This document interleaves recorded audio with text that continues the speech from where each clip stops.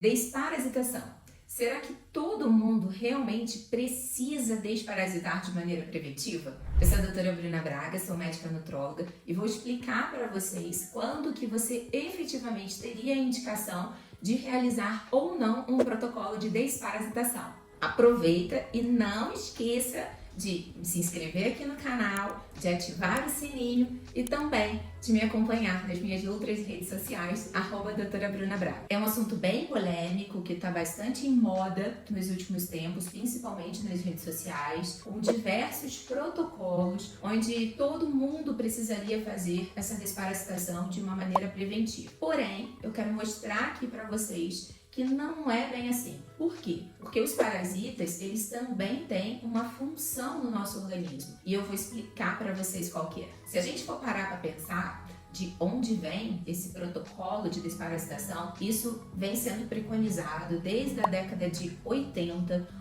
onde nas áreas endêmicas, aquelas populações mais carentes, com mais precariedade das partes de higiene, elas teriam a indicação de você fazer uma desparasitação nas crianças em idade escolar e também nas mulheres em fase reprodutiva. E como acontece grande parte das medicações da parte da indústria farmacêutica, existe realmente muito dinheiro por trás envolvido nessas recomendações. Então a gente pode até pensar um pouco, em teoria da conspiração. O que acontece é que desde 1997 faltam evidências robustas para que a gente realmente faça essa desparasitação de uma maneira preventiva. Eu vou explicar agora para vocês o motivo com um exemplo de um tipo de tratamento que a gente faz para os pacientes que são portadores de doenças autoimunes, como doença inflamatória intestinal, esclerose múltipla, diabetes tipo 1, a própria doença celíaca. Esse tratamento, o nome é terapia helmíntica, exatamente isso. A terapia helmíntica, que são esses parasitas, eles são inseridos, claro que em uma quantidade bem reduzida, no organismo dos pacientes que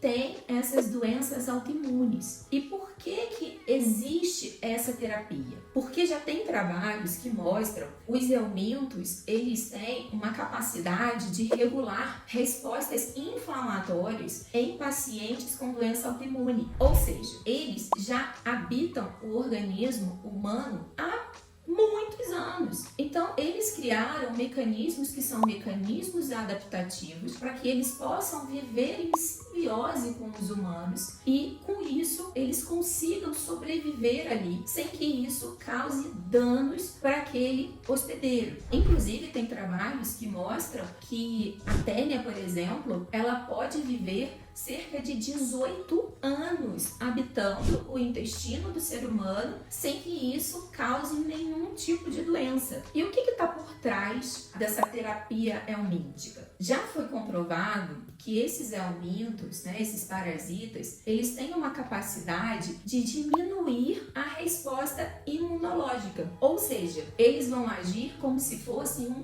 imunorregulador. Com isso, nós vamos ter uma diminuição da ativação das células responsáveis pela inflamação, por exemplo, dos macrófagos tipo 1. Eles aumentam a resposta das nossas células reguladoras responsáveis por nos proteger contra essa inflamação. Retirar esses helmintos, retirar esses parasitas do nosso organismo, isso vai fazer com que aumente a nossa reatividade imunológica. Então isso vai desencadear, por exemplo, um aumento das doenças autoimunes. Ah, doutora, então você está querendo dizer que eu tenho que ficar com um parasita, mesmo que ele esteja ali e ele possa estar me causando doença? Claro que não. A gente tem que realmente avaliar e nada é para todo mundo. Se o paciente ele possui, por exemplo, sintomas de uma parasitose e que isso está causando problemas nesse organismo, como por exemplo, náuseas, vômito, diarreia, dores abdominais, presença de gordura nas fezes, tudo isso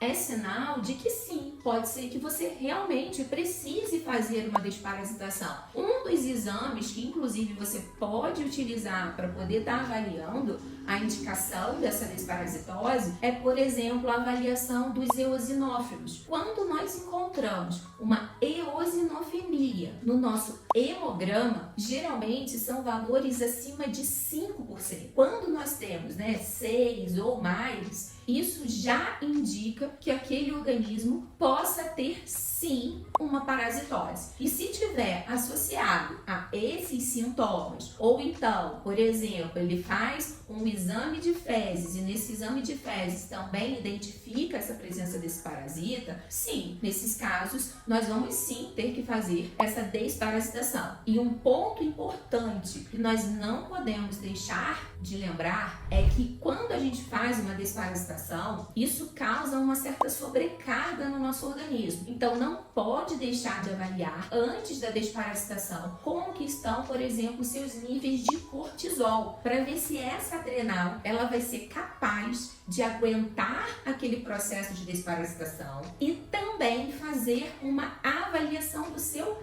fígado, porque quando nós desparasitamos, isso causa uma sobrecarga hepática e inclusive pode levar a sintomas como dores de cabeça, náuseas, vômitos, arritmia, que é batimento errado do nosso coração. E isso vale inclusive para os próprios protocolos onde nós fazemos, por exemplo, fitoterápicos, homeopatias, enfim, porque afinal de contas todos eles são protocolos que são para a desparasitação. Obviamente que quando a gente usa os medicamentos que são hoje em dia preconizados, como mebendazol, albendazol, anita, essa sobrecarga ela acaba sendo um pouco mais intensa. E uma outra indicação que nós teríamos para fazer essa desparasitação de uma maneira profilática é naqueles casos em que você esteve em uma região que passou por uma enchente, algum desastre natural, coisas que possam ter contaminado aquela água. Para esses casos, sim, você teria a indicação de você fazer a desparasitação de uma maneira preventiva e também para aqueles pacientes que fazem uso crônico dos imunossupressores, como, por exemplo, doses mais altas de corticoide e por aí vai. Eu devo desparasitar somente